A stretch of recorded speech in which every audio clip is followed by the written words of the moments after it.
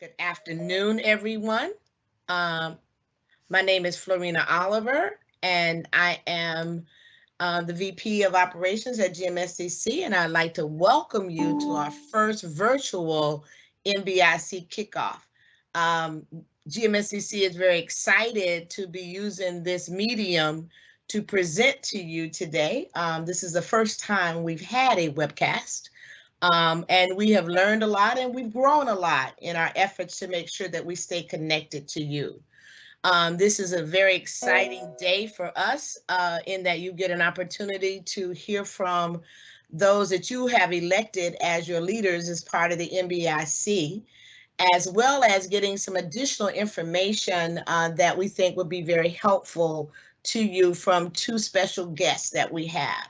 So what I'm going to do at this time, I'm going to ask if our MBEIC chair, Mr. Sid, Sid, I know you're on the call. I want to make sure that you unmute yourself so that we are able to hear from you. And I will turn this over to you. Mr. Sid, are you there?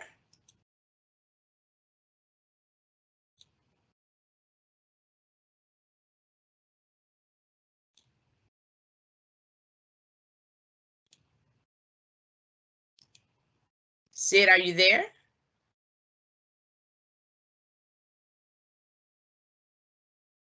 I think Sid's having a little bit of technical difficulty.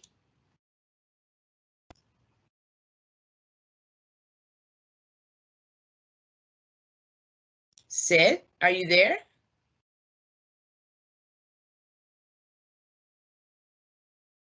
All right. We'll be coming back to Sid in just a moment if one of the other producers will check to see if Mr. Sid is having any technical difficulties. The chairman of our board, Ms. Vanessa Lane from Cox. Are you on the call, Ms. Lane?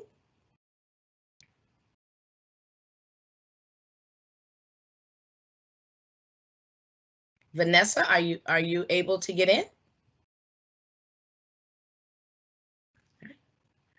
One of the producers will check on Ms. Lane. So with that, Florinda, can you hear me? I was going to say, I know who is on the call. Absolutely. I would not miss this opportunity. As you guys we're using this awesome technology to kick off the MBEIC meeting for 2020. And so I want to say welcome to everyone. This is Stacy Keith, the president and CEO of GMSDC. I hope everyone, you and yours and your families are healthy and safe. We're in an interesting time right now, as all of you know, and our whole focus has been around everything COVID-19. So we are working diligently behind the scenes on several areas that I want to just mention to you today. But again, I hope your employees and everyone is healthy and safe. Because we're in a very interesting time, you know, our focus has been on everything COVID-19, from looking at how it impacts each one of you to understanding what resources you're going to need to be successful. And so hopefully you are getting the stay connected and you are aware that effective May 1st that GMSDC is launching an MBE Disaster Relief Recertification Fund. I know some of you may be challenged right now, but we're hoping that this fund will help with recertifications. It is targeted toward Class 1 and 2 MBEs. The information will be on the website as of May 1. But for those of you that are interested and that feel having this assistance would be helpful, we hope you will utilize it. Due to the generosity of the Coca-Cola Company and Truist, formerly SunTrust and BB&T, we will be, again, the funds will be available to assist with those that need assistance with recertification. Additionally, we're working with our banking partners in terms of the grants that are offered by SBA, from the PPP to the EDO, and there are other funds and information that we've got posted on our website. So you're going to be getting a survey on Friday from NMSDC, because we're working to open doors to make sure there are resources available. So if anybody out there is having trouble with the process in terms of funding and resources, we want to know about it. You can send me a message. ask that you also respond to the survey that's coming out on Friday from NMSDC. We've got local resources available, and Paul Wilson and Terry Dennison both will be talking to that today in terms of what's available. But again, we want to hear from you to know what's going on, know how we might be able to help going forward as you try to navigate this year to continue to grow your business. Just a couple of reminders. You guys are in awesome hands with incredible leadership. Ernest Ellis was at the helm for the last several years. Ernest was incredible. He has handed the reins to Sid Ahmed and Tracy Grace. And you are in incredibly good hands with great, phenomenal leadership. The entire leadership team for MBEIC are rock stars. So again, anything that the council can do to assist you, you hope you won't hesitate to call. But you guys are in such great hands. No worries. But we want to make sure that through this difficult year that we make sure we stay laser focused on providing to you the resources you need to grow your business. So take care all. Good luck for a successful meeting.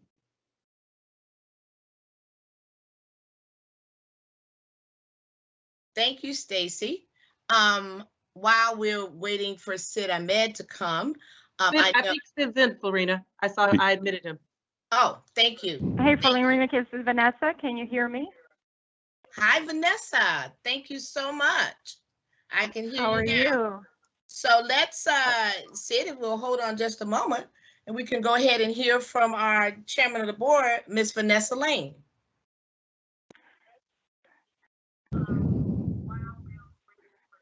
Good afternoon, everyone. Thank you so much for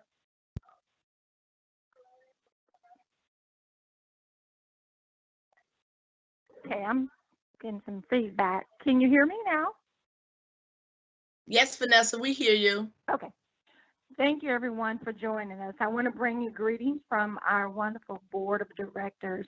It is a challenging time, but I'm so glad that so many of you have joined this call, and I hope that all is well with you and your businesses, and just looking forward to this year to continue to get even better as we learn more and move forward with the new reality or new normal that we'll all have to have. But once again, just want to bring you greetings from our board. Have a great meeting.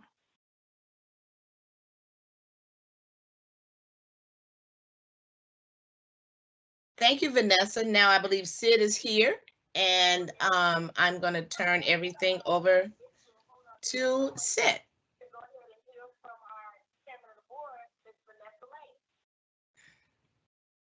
Sid, are you there?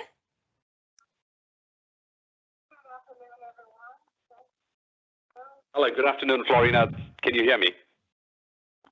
Yes, Sid, I can. Oh, fantastic. Thank you so much. Can we go ahead and get started? Yes, sir. Thank you. Thank you. We had a little bit of technical difficulty, but we got all of it solved. Thank you so much. So welcome to 2020 MBEIC Industry Kickoff.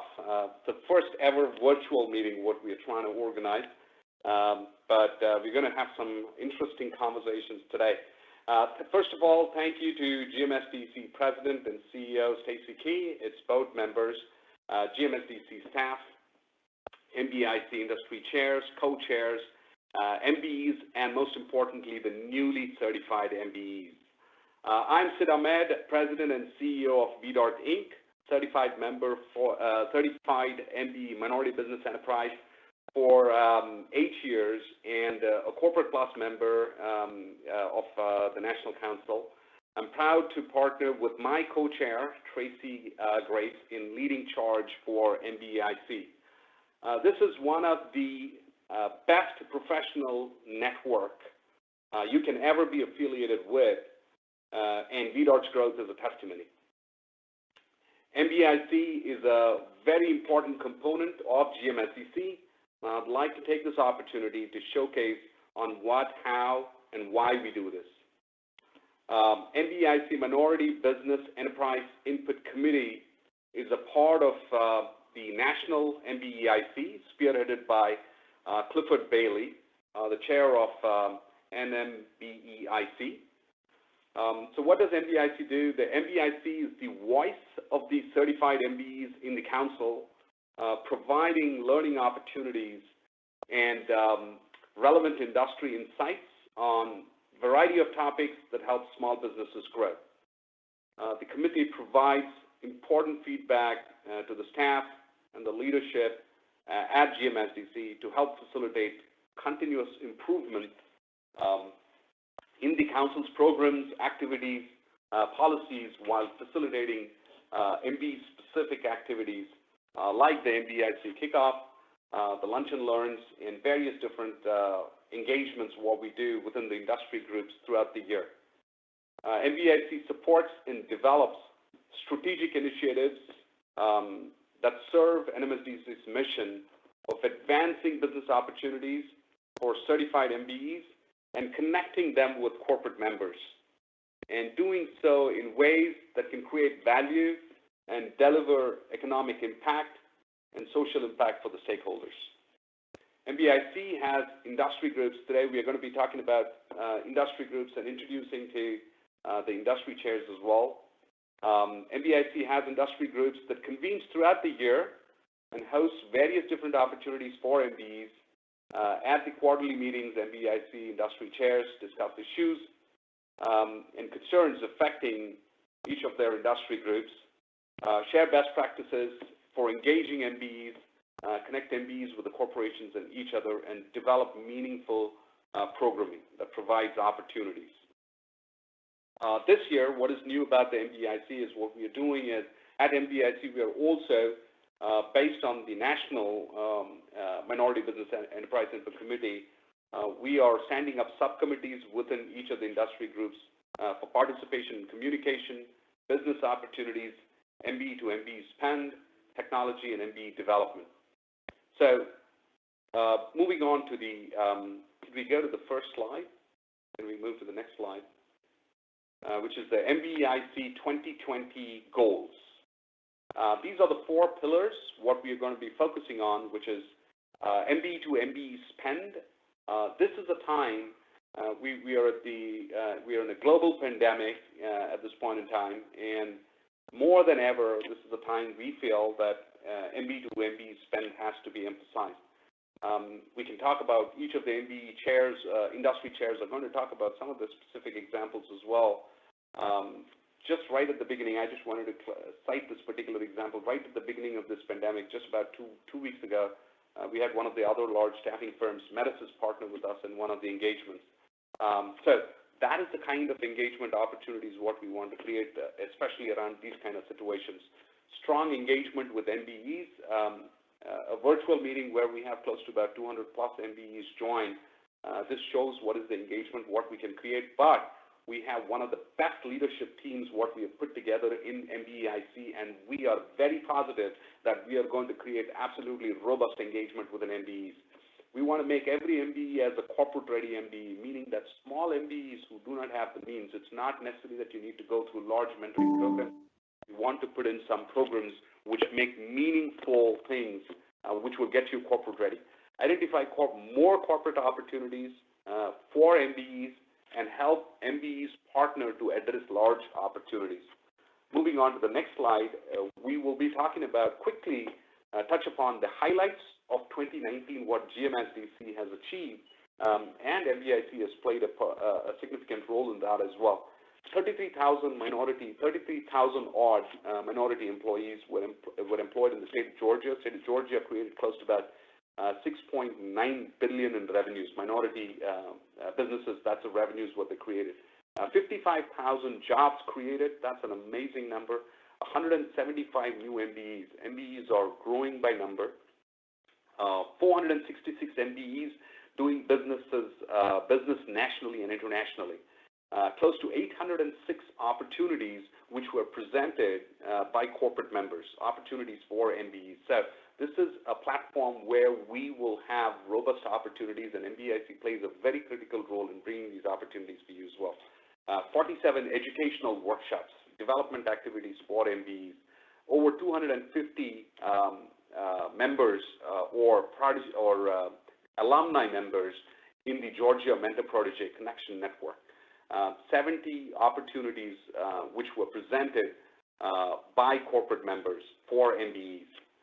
if we can move to the next slide, we are just showing you a few glimpses of some of the events what MBEIC had organized for the MBEs last year. Just this particular slide, these are some from the images, the kind of participation what we had from MBEs. You can see, if not same or better opportunities, events what we would organize this year. You can see the next slide. If you can move on to the next slide, please. The next slide is again engagement activities, events what we had organized the previous year. Now, I'm going to go ahead and quickly introduce you to the MBEIC industry groups and the chairs. This year, I'm the newly elected MBEIC chair, and my partner, who is co-chairing with me, is Tracy Grace. Tracy is an entrepreneur, and I would have Tracy go ahead and quickly introduce herself and talk to you a little bit about what she does within the network. Tracy, please. Thank you, Sid. Thank you, everyone, for joining. Very excited to be here with you today. The name of my company is IBEX IT Business Experts. We are an IT services firm. We service hospital systems, the federal government, as well as corporations throughout the country. We are an certified MBE. We've been for 6 years. We're also a woman-owned small business as well as an 8A small business. We specialize in training services on demand as well as instructor-led training. We also provide application development and cybersecurity solutions. I'm very excited to be co-chair working with Sid this year to ensure that we have the programming necessary to help MBEs throughout the network be successful. We are in very trying times, so we all have to think very creatively on how we can come together as MBEs, share opportunities, and really find the dollars that are out there. So thanks so much, Sid, and I look forward to speaking with you again a little bit later in the presentation. Thank you, Tracy. The next introduction which I have for you is this is the first year we have for the MBEIC. We wanted to bring in veteran leaders who have led this organization, led MBEIC, who have been in the MBE circuit for a long period of time. I would like to invite Ernest Ellis, who is going to be serving as an advisor in the MBEIC. Ernest, over to you, please. Thank you, Sid. Can everyone hear me? Yes. Okay. Once again, I will echo what Stacy shared with you earlier today, and that is the MBEIC is in great hands with Sid and Tracy at the helm. I had the blessing to be able to work with them and have them work with me over the last 4 years when I served as the MBEIC chair. And I can tell you that we have two of the best minds and entrepreneurs in the country, leading our council, MBEIC, and I see great things for us over the next 2 to 4 years. Again, my name is Ernest Ellis. I am President and CEO of FS360. We are a general contracting and construction management firm. We certified with the GMSDC in 2013, and we have had a very successful go of it, not only since the certification, but for a number of years. And even though we are in the midst of the Corona / COVID-19 pandemic, I believe that MBEs will drive our path forward to an even better environment for the economy, both here locally and nationwide.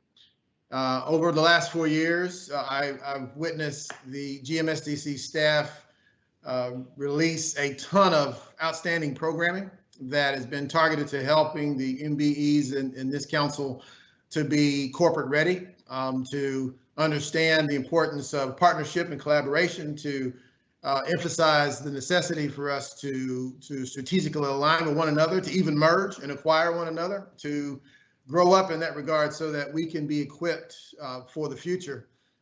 So I'm looking forward to working with Sid and Tracy and the industry group chairs to help extend the continuity that we've had over the last 4 years, but really to take us to heights that we've never even dreamed before. And the last thing I'll leave you with is, you know, innovation often comes from inspiration, but innovation sometimes comes out of desperation. And I don't believe that we as MBEs should be desperate in this strange and uncertain time. I believe we're going to lead this country to a better place, that we have been innovating from the very beginning and will continue to innovate. And this MBEIC will innovate very well with Tracy and Sid's leadership. So with that, I look forward to it. Onward and upward, and back to Sid. Thank you, Ernest. Thank you. Really appreciate it. To all of the audience who are on this particular call, I just wanted to let you know we are on Instagram Live as well. There are several members from NMSDC, other National Minority Business Enterprise Input Chairs are talking about some of our members, about Ernest, and they are saying hi to you as well. So if you're not tuned in, you can tune in on Instagram Live as well. Next, I wanted to quickly introduce you to Monica Maldonado, who is an advisor, who's going to be an advisor, who's chosen to be an advisor on the MBEIC board. Monica, over to you, please. Monica, can you hear us? Okay. Monica, can you unmute, please? Monica needs to unmute herself.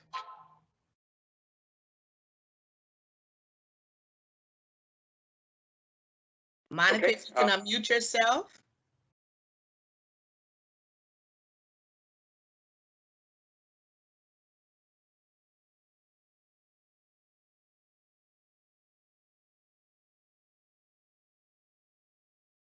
Okay, so we will come back to Monica. So presenters, if you are dialed in through a phone, you'll have to press *6 to unmute yourself and speak. That's just, you'd have to use *6 to unmute and speak. But we will come back to Monica, but I'm going to go ahead and quickly introduce you to our first industry group, which is Construction Industry Group, and the Construction Industry Chair is Chandra Webster Myers for Web Myers Construction. Chandra, over to you, please.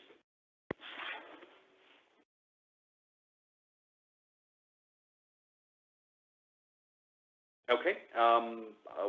While Chandra, if you're still trying to unmute, that's fine.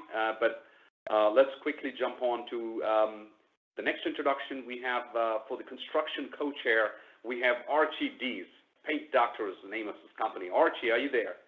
I am. How are you doing, Sid? Fantastic. Excellent. Thank you. Thank you all for having me. I'm Archie Dees. As Sid said, I'm with the Paint Doctor. I'm one of the two chairs for the construction industry group.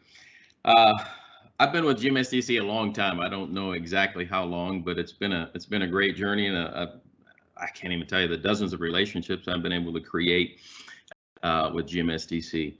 But I can tell you that during that time, I've been able to do the Mentor Protege program with GMSDC. I've also done the, if you want to call it, the Advanced Mentor Protege program. We've also done J.E. Dunn's construction program, which is all made available because of the relationships through GMSDC, as well as Turner. And I got a scholarship for the Tuck and Google's Digital Excellence program, again, because of GMSDC. So I owe a lot to GMSDC. It's been incredibly instrumental for our business, and we'll continue to grow that relationship. And I'm very interested in meeting all people interested in being part of Chandra and ours construction group.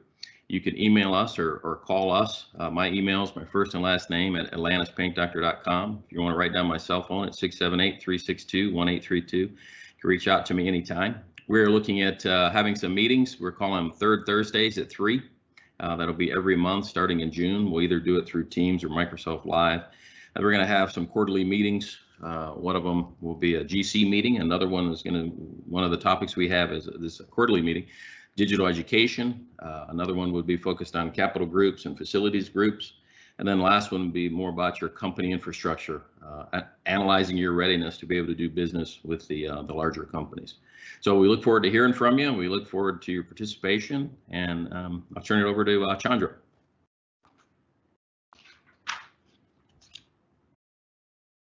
Chandra? Okay, we will come back to Chandra. Next introduction, which I want to set up, is leading the government affairs. The chair is Chuck Day with Data Systems and Games. Chuck, are you there? Sid, I know Chuck said earlier he may be running behind and meeting with us. He had a previous engagement, so we may have to come back to him. Okay, fabulous. Not a problem. We'll come back to Chuck in just a Hello, second. can you hear me? Yes, Chuck, we can There hear you. he is. I am. Hi. I'm Chuck Day, as Sid said, and I'm with Data Systems and Games. We're an IT staffing firm. I've been with GMSDC about 15 years now, and I'm a proud member. I'm glad to be part of the team and working with Sid. I just wanted to introduce myself and tell everyone that I'd like you to join government affairs. A lot of times people ask, well, why do I need to be part of government affairs? It doesn't have anything to do with me. And in reality, it really does. I tell everyone, every industry group that you're in, it affects you. For instance, for me, a prime example is what's going on, as you've noticed with the PPP program, and all these large companies getting all the money. And Georgia, unfortunately, has taken on the federal definition of small business. And one of the things that we can all advocate for is maybe asking the Georgia legislature to rethink the definition of small business. So there are a lot of things that we do on government affairs. We are nonpartisan.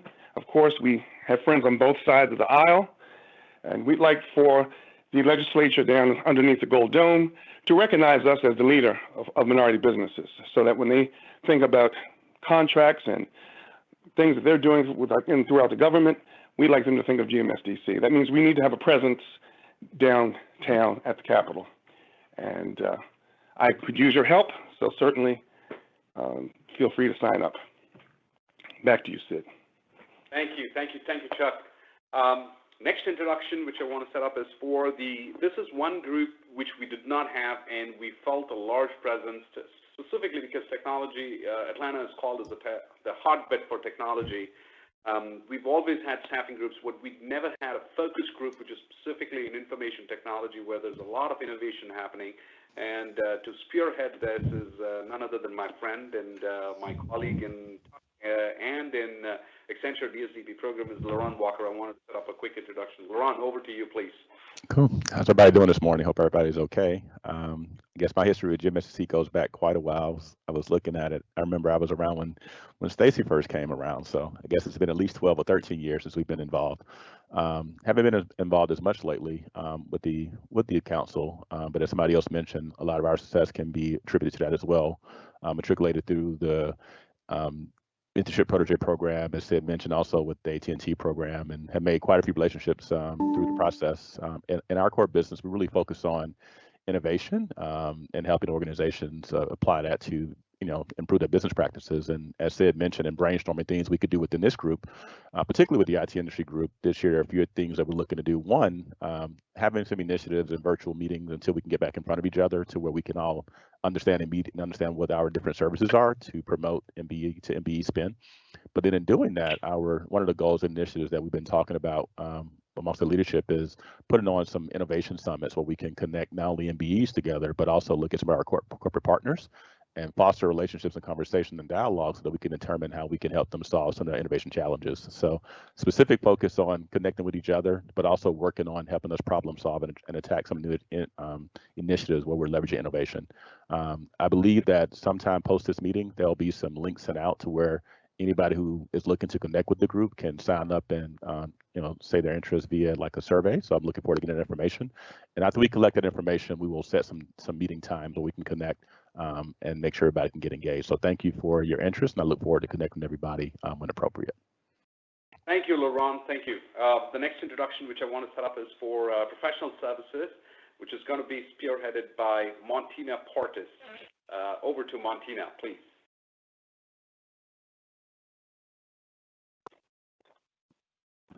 Martina, can you hear us? Hey, Sid, this is Lewis. Yes, Lewis, please go ahead. I think Martina is *6. Martina, unmute yourself. We had a little slide that we were going to put up, so I know there's a little delay here. Welcome, everyone. My name is Lewis Dillard. I am the founder of Zero to Infinity, where we handle digital marketing for businesses ranging from web design to SEO to pay-per-click advertising. And I've been a certified MBE for over a year now, but I've been in business since 2009. And I am your professional services co-chair. Martina, are you there? Hi, my name is Martina Young-Portis, and I'm the founder and CEO of CIA Media Group. I've been a certified MBE since 2018. I've been in business since 2013, and we help companies rethink business for the digital age, and we help certified businesses win more business. I am your professional services chair, and Lewis and I are here to help leverage, streamline, and engage interaction between powerful business categories. And we know that some people out there are wondering, is professional services the group right for you? So Martina, you want to let them know? Yes, the Professional Services Group is for certified MBEs whose products and services generally fall outside the normal corporate procurement process.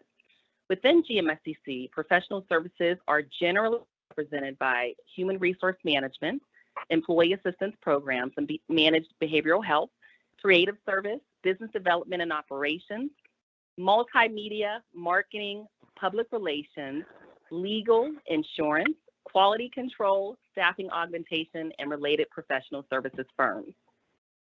So that's a long list, right? And if your company fits into any of those categories, then we think that our group is right for you. It's a large group and we want to grow it. So what we've done is we made it easy for everyone to connect with us. You can either sign up via email or you can connect with us on LinkedIn.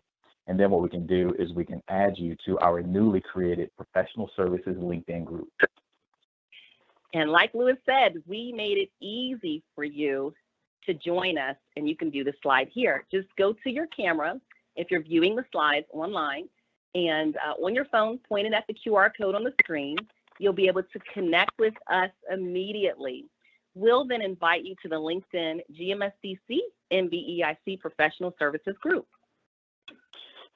Yes, and like I said, Martina and Lewis, this is Stacy. You know what? I love it. You guys have brought innovation. You have set the bar high. Congratulations. I'm going to share this with all of my peers in the network of what my MBEs can do.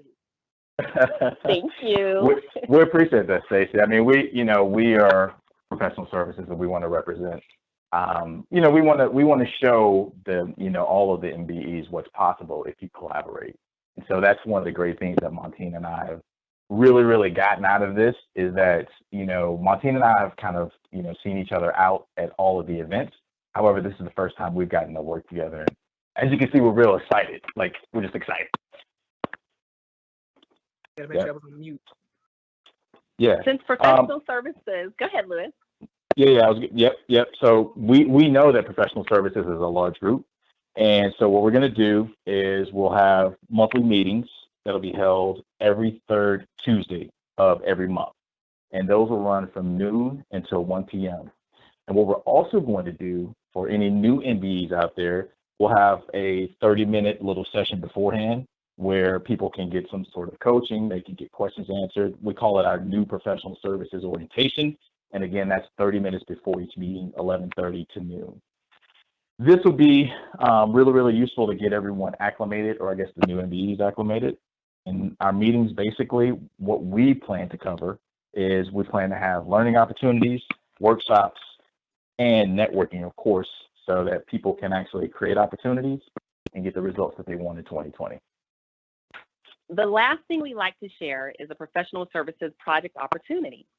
MBEs will be able to donate their time for an upcoming project to assist GMSDC. We will send out information to the group once we have all of the details.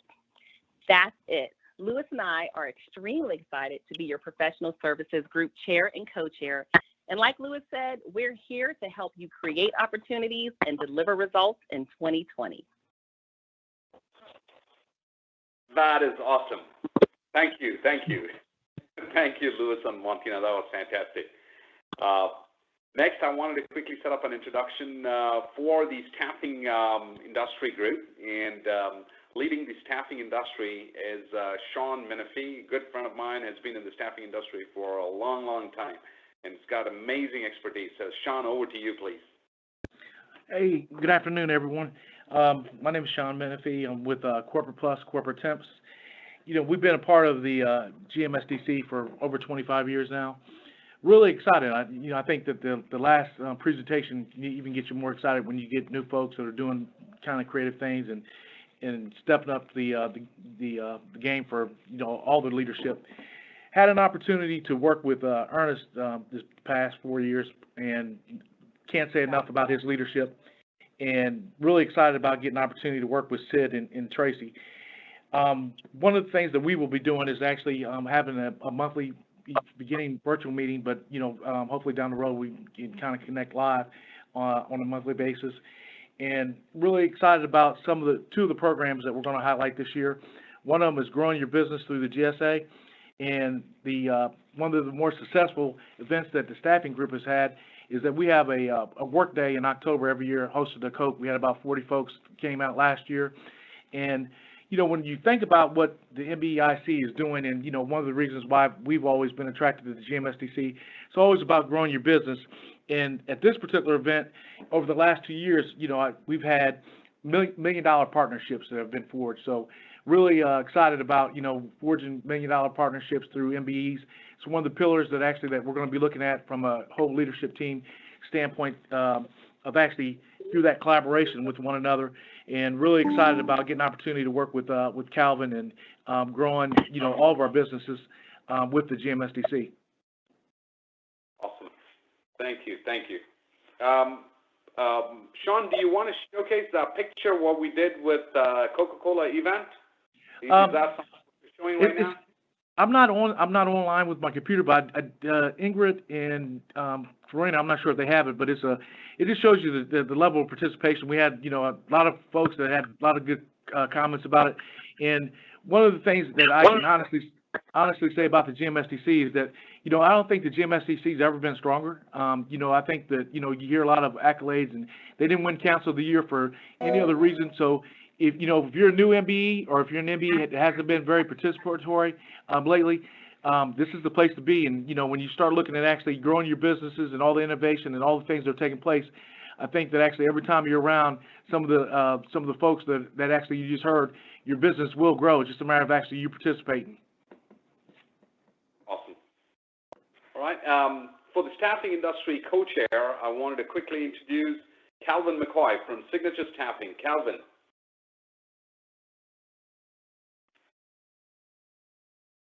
Okay.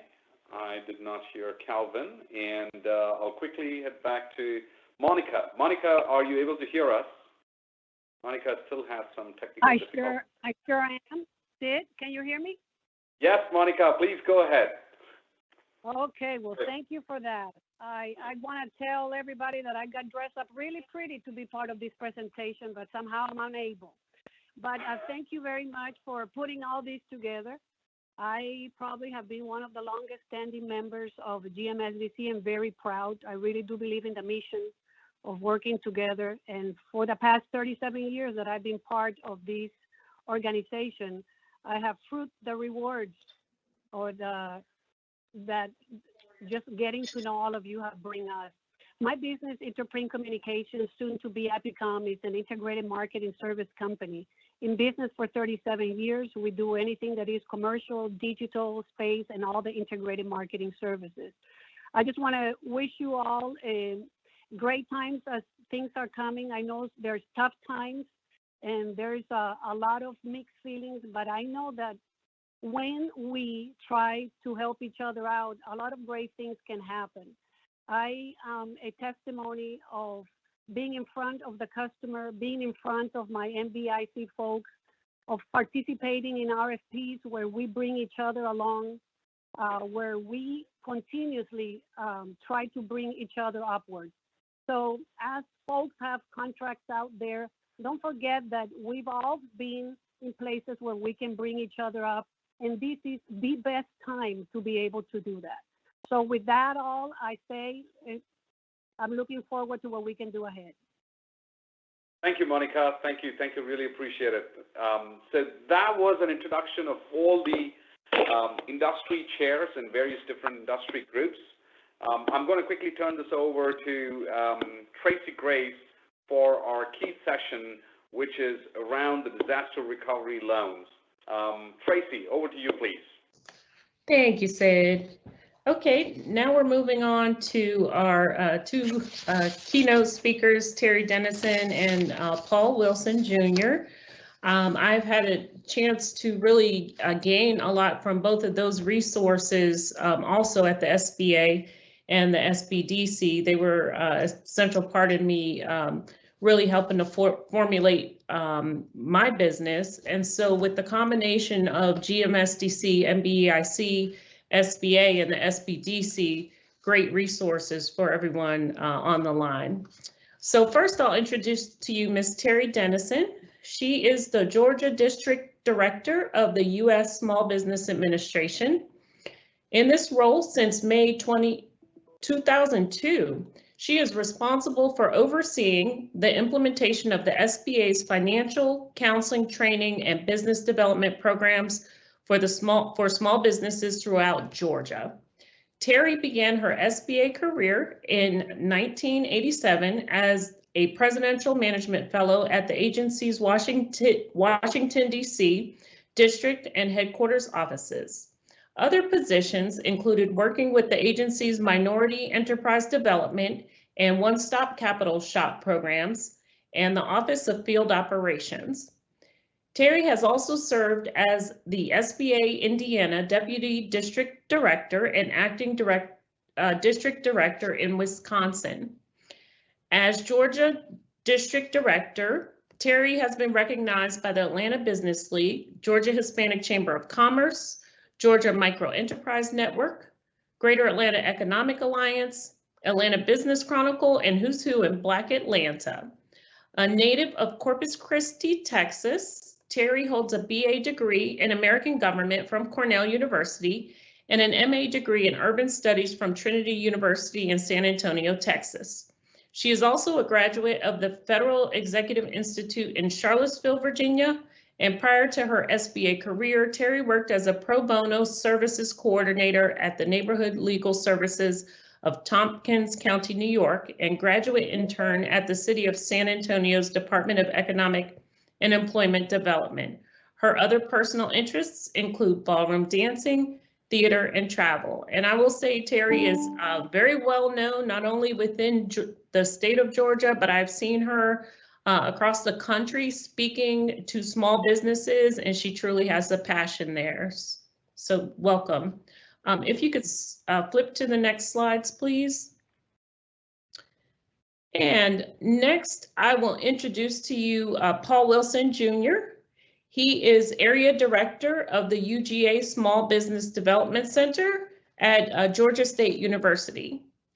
Paul Wilson Jr. is an innovative and effective entrepreneurial leader with nearly 20 years of experience creating and delivering high-caliber consulting and training solutions to large corporations, small businesses, nonprofits, and professionals at all levels. He currently leads the UGA Small Business Development Center at Georgia State University, where his team provides consulting services, market research, business resources, and educational support to startup, growing, and mature small businesses to help them achieve their short and long-term goals. He has extensive industry experience that spans leadership roles in supply chain management, supplier diversity, and small business development. His expertise includes strategic planning, organizational development, process improvement, leadership development, government and corporate contracting, and curriculum development and design. Prior to joining GSU, he had the opportunity to work with several Fortune 500 companies, consult with multiple NFL teams, and teach at a university. He is also a published author, actor, and youth development advocate. He is passionately driven by a strong desire to create a significant impact with under-resourced individuals, and communities. So thank you both and welcome to you both.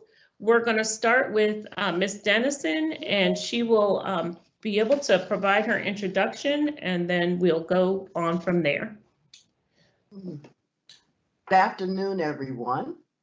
What I'm going to do here today, before Paul is up to speed, is just to try to set, I guess, a background or overview of the things that the SBA has been working with to try and address the challenges that small businesses have been having as a result of the practices and public policy implemented around COVID-19. Of course, the two main programs that we'll touch on is the Paycheck Protection Program, or PPP, that was created specifically under the CARES Act, as well as the Economic Injury Disaster Loan Program of the SBA, which is not unique to the CARES Act, and the EIDL, or Economic Injury Disaster Loan Advances, that was created under the CARES Act.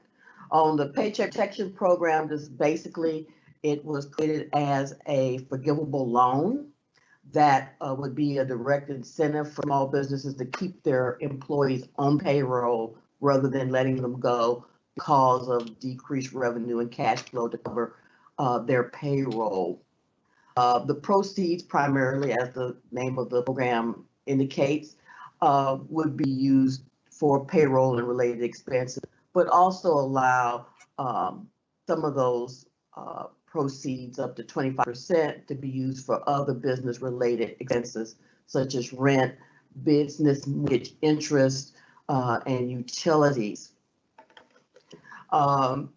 Basically, this particular program follows the model of our main regular SBA program, particularly the 7A program, where the borrower submits the application to the lender, and then the lender in turn applies to the SBA for the guarantee for the loan, which under the CARES Act is 100%.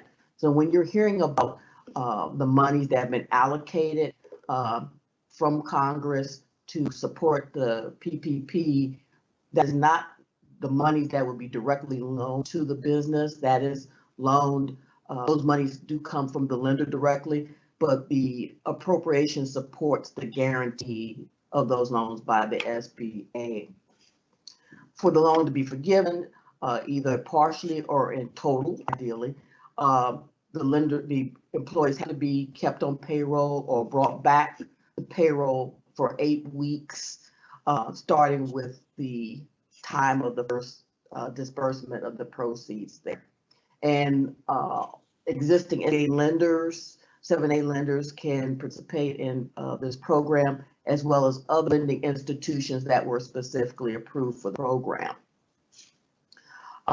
If certain percentages of the loan are not forgiven, then you have a 6-month deferment to repay.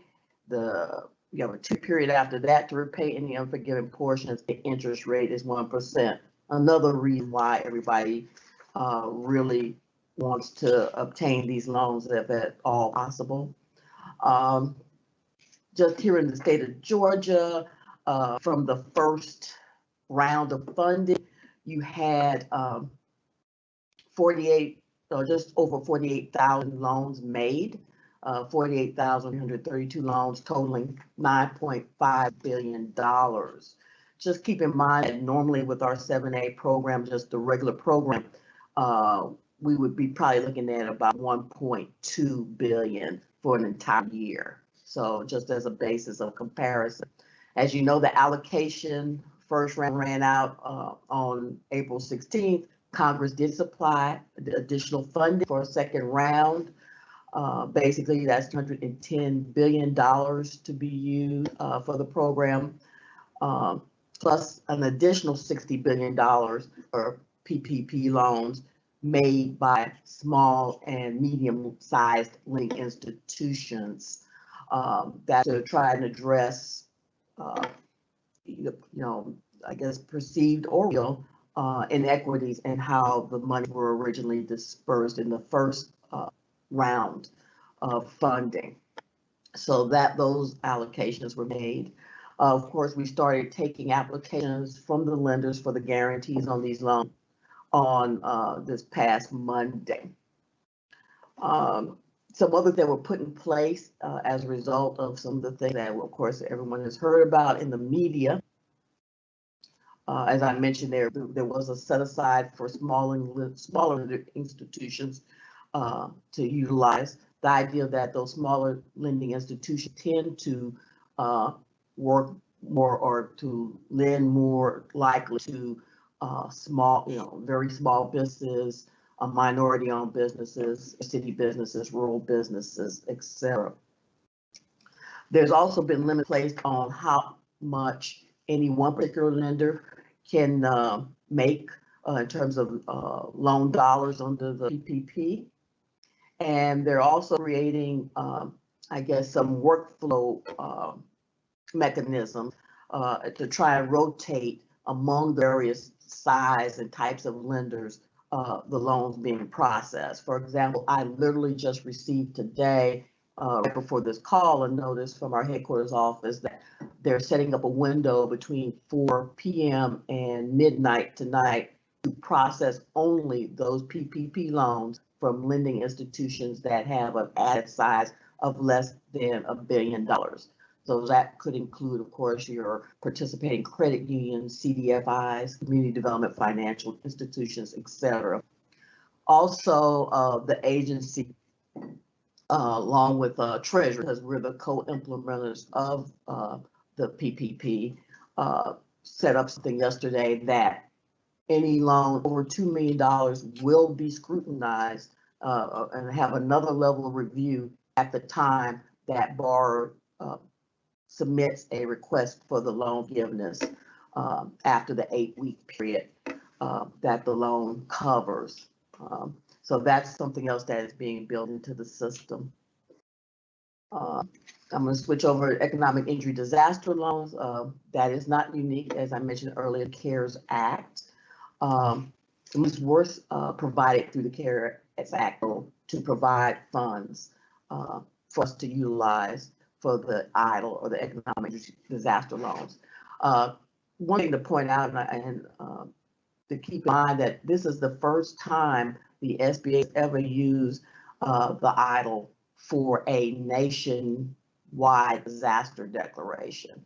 Normally, it's used in the context of the declarations, disaster declarations made for specific, more localized incidents such as tornadoes, floods, hurricanes, or even some person-made disasters, like if there's been civil unrest, certain areas, damages occur.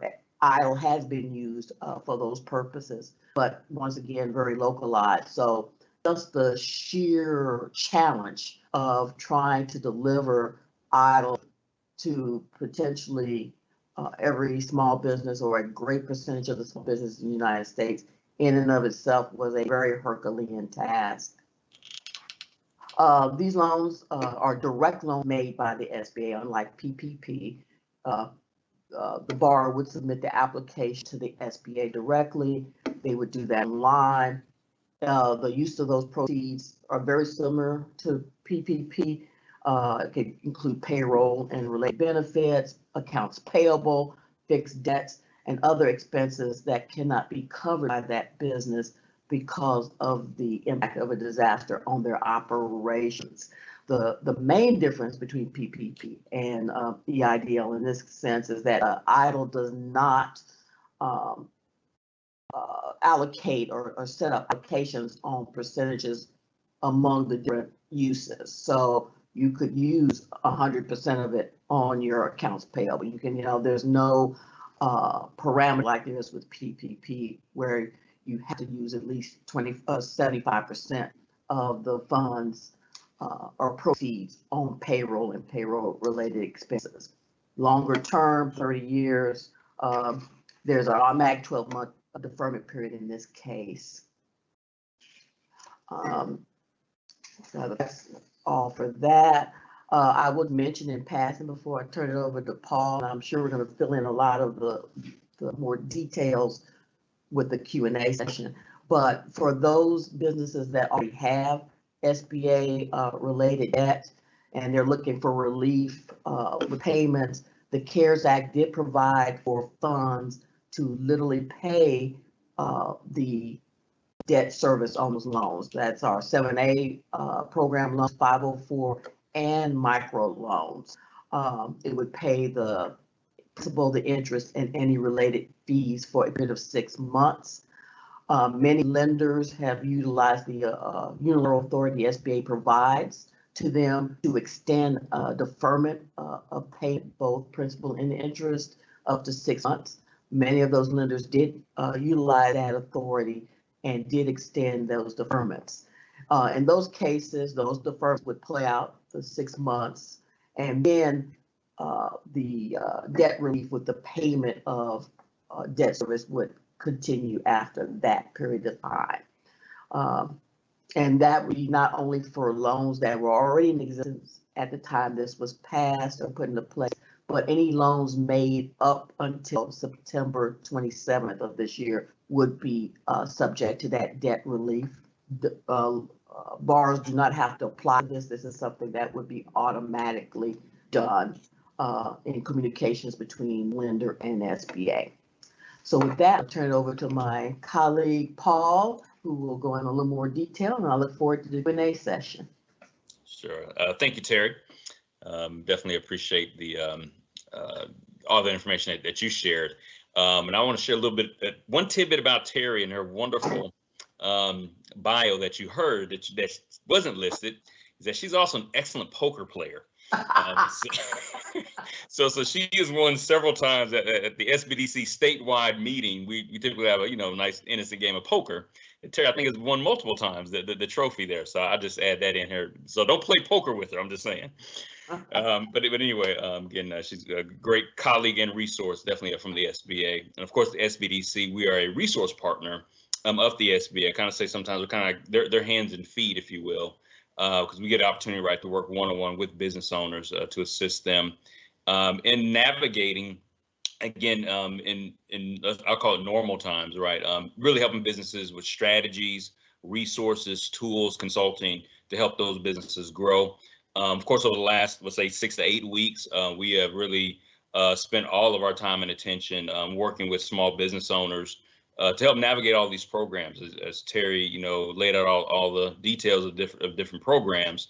It can be very challenging if you're looking at it and trying to figure out, okay, what are my business needs, and I'm trying to bounce that up against which program is most relevant, for me, and trying to cut through all the details and the nuances. So again, we've been kind of front and center helping small businesses, navigate this process, and are still helping in that manner. So again, if you need to work with an SBDC consultant, we have 17 locations across the entire state. Again, I lead the office at Georgia State, but even right here in the metro area, again, we have 5 or 6 other offices right here in Metro Atlanta. But again, if you're from outside the Metro Atlanta area, we've got you covered too from that standpoint. One interesting note that the SBA administered a couple of weeks ago, right at about the time the first round had kind of expired and they were getting ready to launch the second round, she made a statement that the SBA processed, and Terry, you can fact check me if I'm wrong on this, in a matter of 14 days, she said they processed about 14 years worth of loans. So think about that. In 14 days, they processed 14 years in terms of a normal SBA lending cycle, 14 years worth of loans in about 14 days. So that kind of lets you know the unprecedented need that's out there, but also the unprecedented, I say, response from the federal government that has never responded like this to any type of crisis, especially specifically focused on small businesses from that standpoint. So again, if that just gives you some idea of the context of how large, this whole process is, which then kind of speaks to also some of you may have experienced either delays or, things like that, just related to getting responses. It's just that level of volume of how many businesses have applied.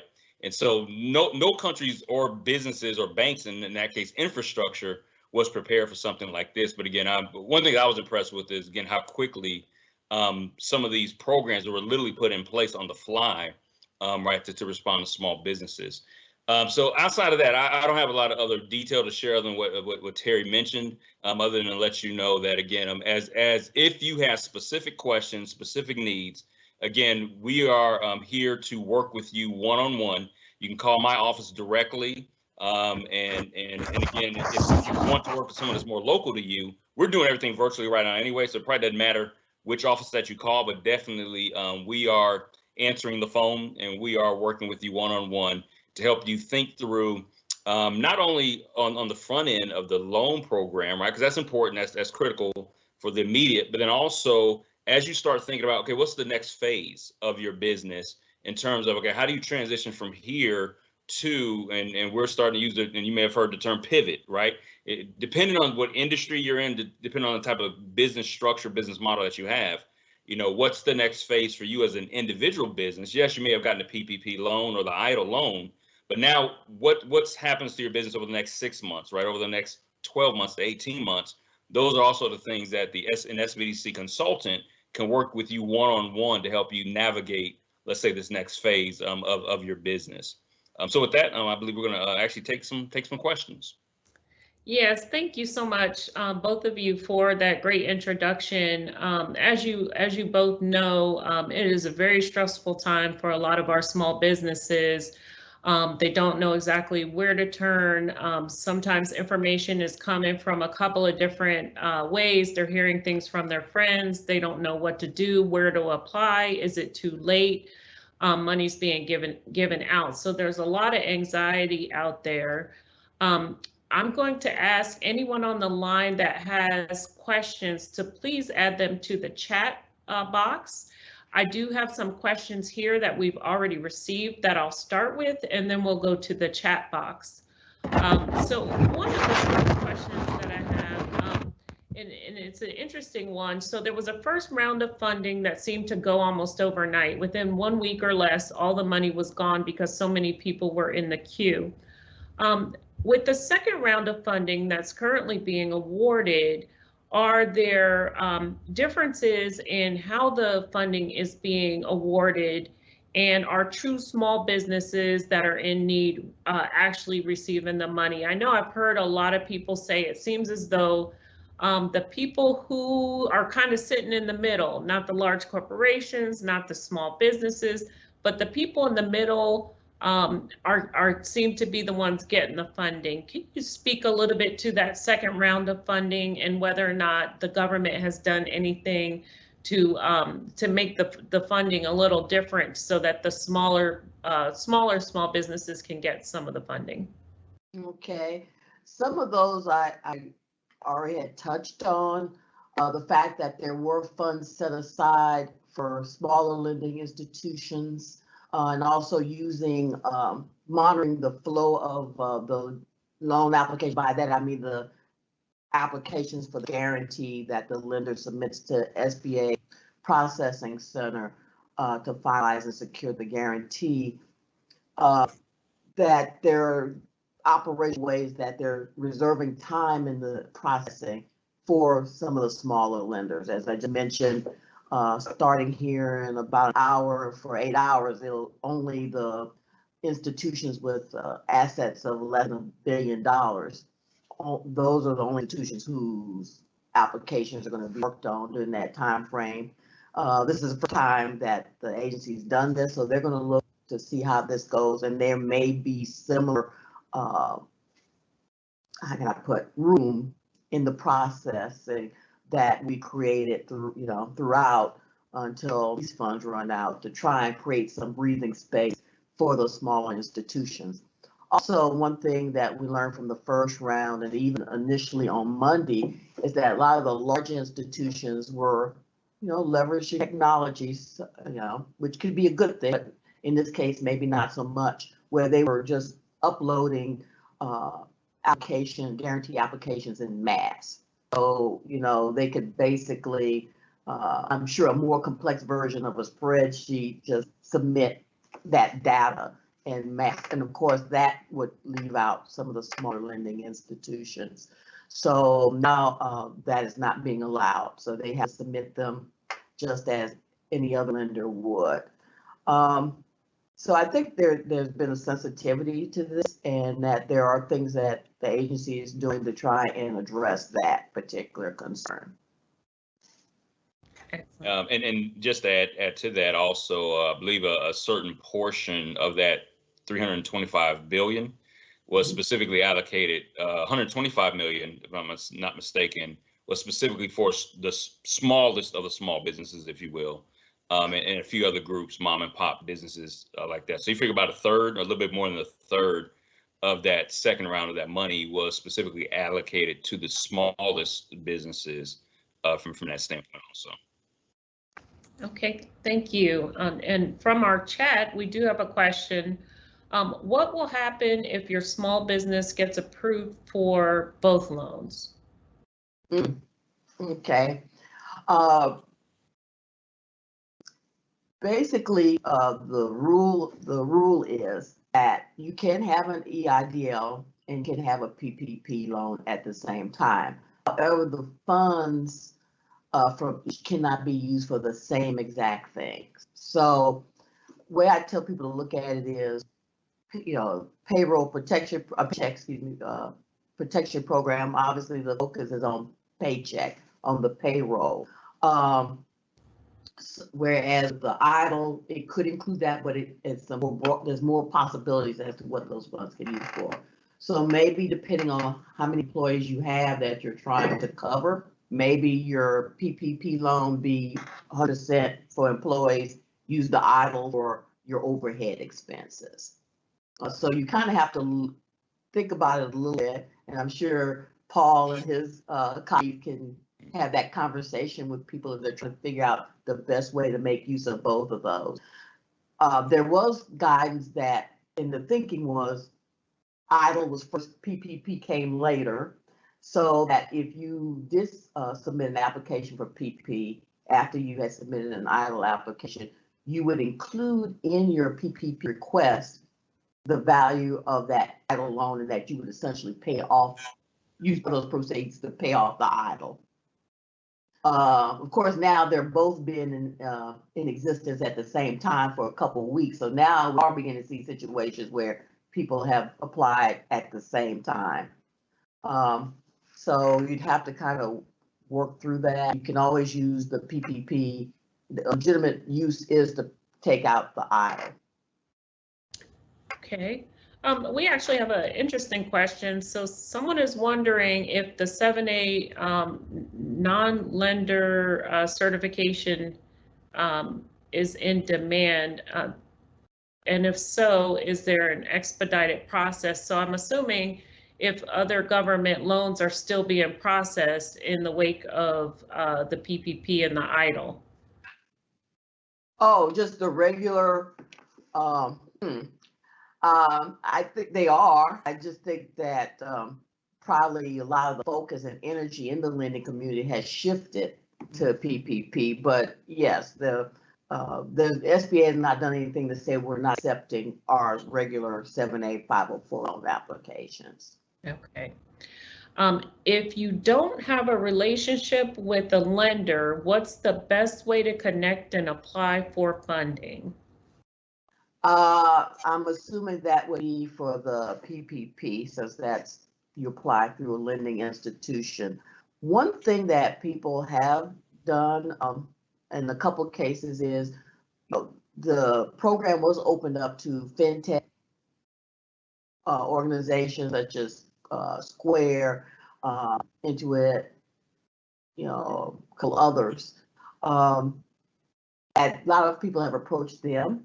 And they, of course, it's a transaction to them. So it doesn't matter if you've had a previous relationship with them or not. So some people have found that be a way, an alternative. As well as sometimes some of the community banks, smaller community banks who are welcoming new customers, definitely are oftentimes accepting non-customers to apply to some of those also. Okay. Definitely. I do have a question that changes the direction a bit. Do you see MBE procurement efforts from larger corporations frozen during this pandemic? So I think that is more of a question maybe from one of our fellow MBEs on the line. Has there been any movement from the larger corporations moving away from procurement?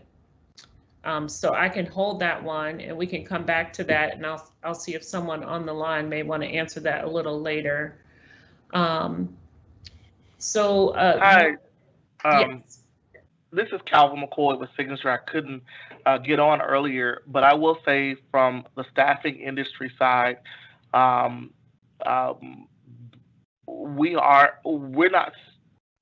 we're getting new agreements that's going to allow us to engage other MBE staffing agencies.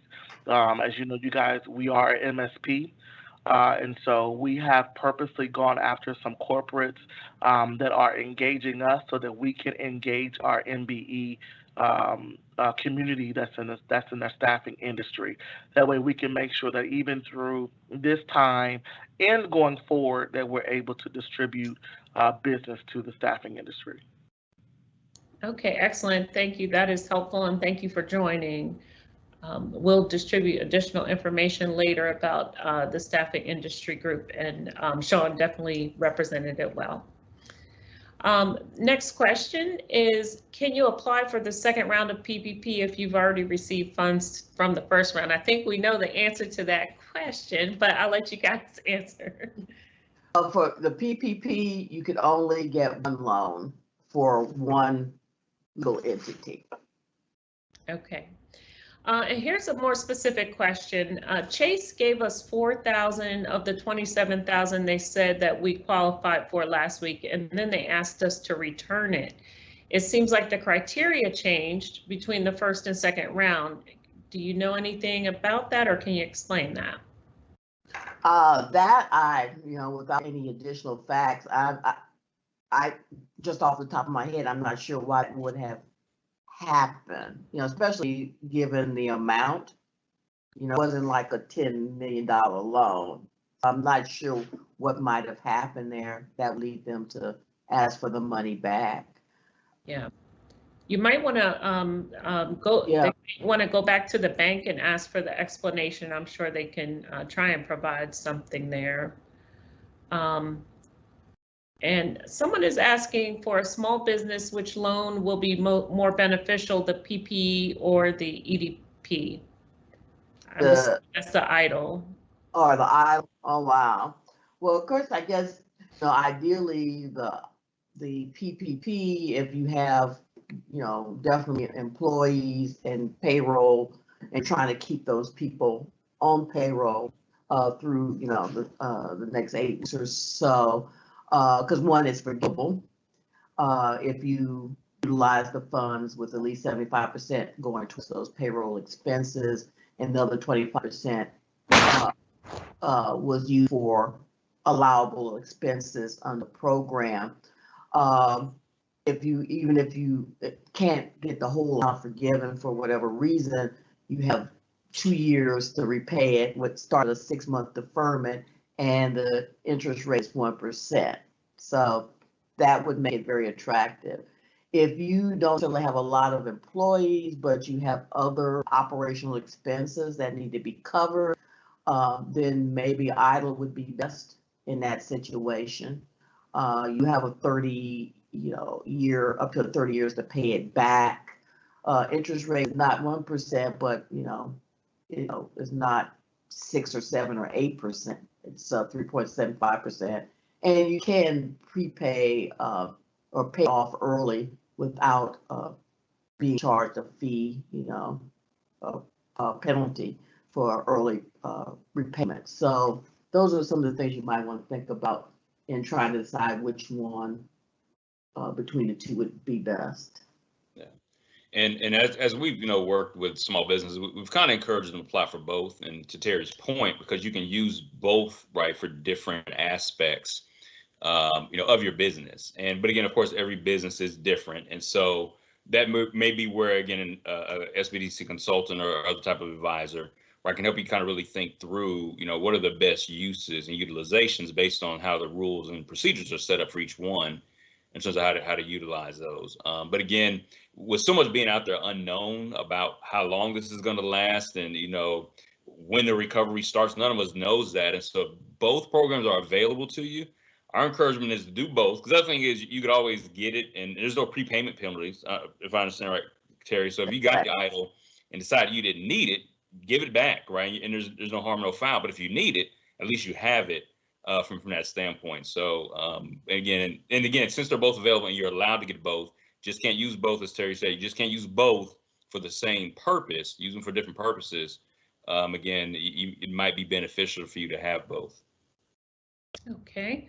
And a question, what are the common application pitfalls to avoid? I know some people have said that they have been denied through the process. And so you kind of wonder, is it the application process where there are possible errors? Are there pitfalls that you've heard of that are happening, and things that you can they can avoid? So someone has even mentioned that the system crashed when they were applying, and then the process was closed, but it is reopened now. So well, it depends. For the PPP, yes, that's reopened. For the economic injury disaster loans, I haven't checked this afternoon, but while they did receive additional funds, I think we were told it'd probably be 24 to 48 hours before the portal would be reopened. Okay. As far as the pitfalls that they may be running into, kind of hard to say directly, because we do not, our office doesn't review the loan applications. EIDL is actually handled by our Office of Disaster Assistance. They are the ones who review those applications. And then for the PPP, versus the lender, and then the SBA processing center on the back end for the guarantee. So I really don't get to see the applications, and I haven't gotten feedback on what those centers are seeing as common issues. Right, and that's the thing about it, to add to that, right? Because if you're submitting an application to a lender, right, the issue may be between you and the lender, right, in terms of whether it be the right information, fill out the right form, because then the lender, their step is right then to submit it to the SBA. So yes, on an individual basis, talk to the bank to say, okay, was the issue between us and you with the bank, or was it an issue between the bank and the that SBA transfer process, to really get down to the specifics. Again, I've heard that too from certain people, and sometimes whether it be maybe not the right document, or especially again, because you're gonna have to provide proof, right, of your payroll, right? So making sure that you submit the right information that's requested, and enough of the right information, right, that's requested, to make sure that there's no delays from your standpoint, right, in terms of the information that they're requesting. So yeah, so you'd have to probably talk back to that lender, again, if it's the PPP, to find out, okay, where is the issue or the challenge with your application.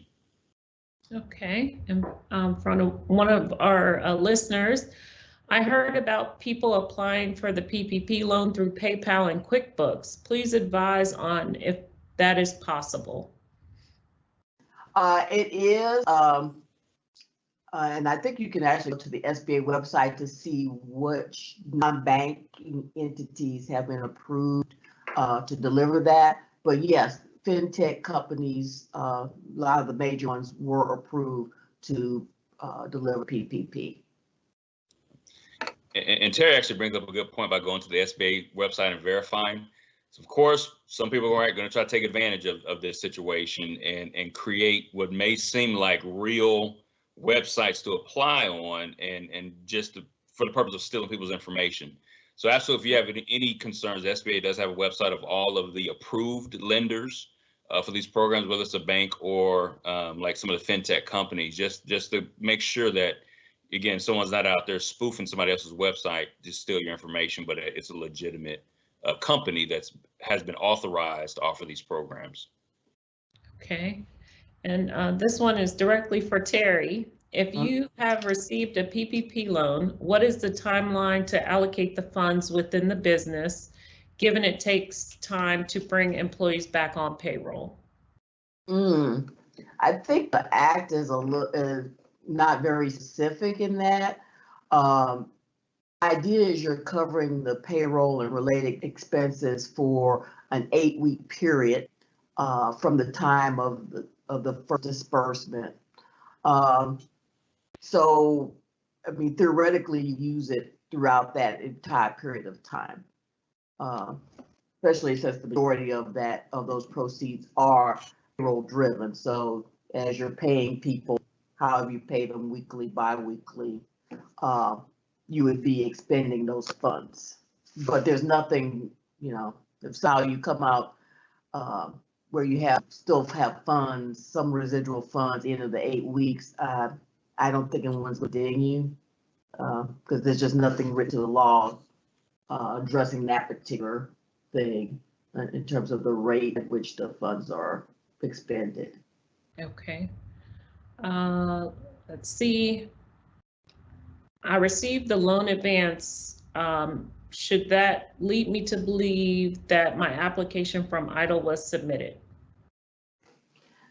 Yes, especially if you submitted your application, I believe it was March 29th, as many people know, the regular EIDL application portal that the agency normally uses just couldn't keep up with a large demand from this particular disaster. So, they had to put it aside and essentially utilize a contractor to build one from scratch. So, and plus the CARES Act wasn't approved or brought into law until much later, so like 3 weeks later after we had started doing the EIDL loans. So there wasn't an opportunity even if you tried to apply, say, mid-March to submit an application and be eligible for the grant. If you, from March 29th on, then you could apply for both. The way it's set up is, even if you get, you get the advance, you don't have to pay that back, even if your loan is not subsequently approved. So if they got the grant and they did submit an application for an EIDL. Okay. Tracy, this is Florina. Yes. We're coming up on about 3 minutes left on our call. Okay. Thank you, Florina.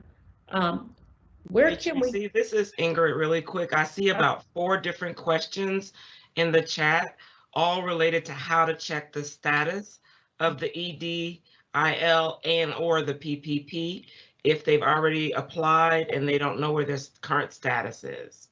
Okay, and that is one that's coming up a lot. On the EIDL, unfortunately, with the new portal that they're utilizing, there is a built-in mechanism where you can go in and check the status, as with the standard portal that is normally has been used. What we've been trying to do at the district office, we don't have a direct access to the EIDL application process system because we're not involved in the process. But we've been trying to do is if people provided us with a phone number, name of their company, we've been trying to batch those and send those to the Office of Disaster Assistance to see if they can help ascertain where those applications are in the process. And we've probably been hitting about 50% on getting a response back, because there's just not a built-in mechanism for that. But if they could email us at georgia@sba.gov with their number, with their application number, should be a 10-digit number starting with 33, and the name of their company, we will try and get an answer for you. On the PPP, you'd have to check with the lender as to the status of the application. Okay, and is there a place that you can get a list of all approved expenses for EIDL and PPP? Well, the best to go and they're constantly updating these websites as more guidance is formulated. At www.treasury.gov/CARES, as in CARES Act. There's frequently asked questions, and I think that's like one of the early ones in terms of what are the expenses that are covered. Okay. Same thing with the SBA website, sba.gov/disaster. Okay. And last thing, so it looks like the EIDL application process is open again. Oh, okay. Yeah, I just popped out here just now. So it looks like you can actually go on now and apply for the EIDL again. Excellent. Well, I think that's a great way to wrap up the Q&A session. I think we have about 2 minutes left. So I want to thank you both for coming on live to discuss a lot of the questions that that we have as MBEs and being able to provide a lot of value-added information. At this point, I am going to turn it back over to Sid. We have about a minute left to provide a wrap-up. Thank you, Tracy. Thank you, Terry and Paul. Absolutely immensely valuable for the MBE community. I'm sure all of the MBEs who've joined in through this conference call and through Instagram would have absolutely found it valuable. As parting notes for the MBEs who've joined this MBEIC kickoff, some of the important points which are key takeaways. Okay, join an industry group, get engaged. We have opportunity. The first set of meetings within the industry groups for each and every MBE is going to be kicking off in about 2 weeks. If you're a part of this call and if you do not know which group to join, just go ahead and reach out to Florina, or there is a particular email ID you can reach out to, or you can reach out to me. It's d.sid@v.inc.com. I will direct you to the right industry groups. Meetings start in 2 weeks. One of the important things, the pandemic, what we are going through is extremely difficult situations, and as a result of that, there's one of the amazing MBEs, Metasys and Grow Procure, have launched this particular. You would have read this on our Stay Connected email as well. They've launched this particular program, which is called as We Care, We Share, and We Care, We Connect, and We Share. It's a program where you have to share one of the frontline stories, and the frontline story or the frontline workers who have been impacted. If you write a story about them, they get a chance to win $1,000, which is a charitable donation which goes in. So if you want know more about it, log on to We Care, We Connect, We Share. Thank you all for joining. Thank you again, GMS. Yeah, Sid, before you close out, I just want to let everyone know that the information that was shared on today's call, this call was recorded. We will be posting that. There's some additional information that Paul shared. We'll also be posting that as well. We'll be sending you the form, the link to sign up for an industry group. So all of that will be sent to everyone that was on this call today. Okay, also, Florina, for those of you, this is Stacy. We mentioned earlier about the Disaster Relief Fund for recertification. If you're in a situation where you need some assistance around the recertification, don't forget that information will be available for those that need it as well. And on the chat, there were a couple people asking if we could restate the websites that were mentioned. So as a part of the follow-up, if we could follow up with that information too, that would be great. Yes, yes, we'll do that. Thank you. Thank you. So Sid, back to you. Thank you all for joining this call.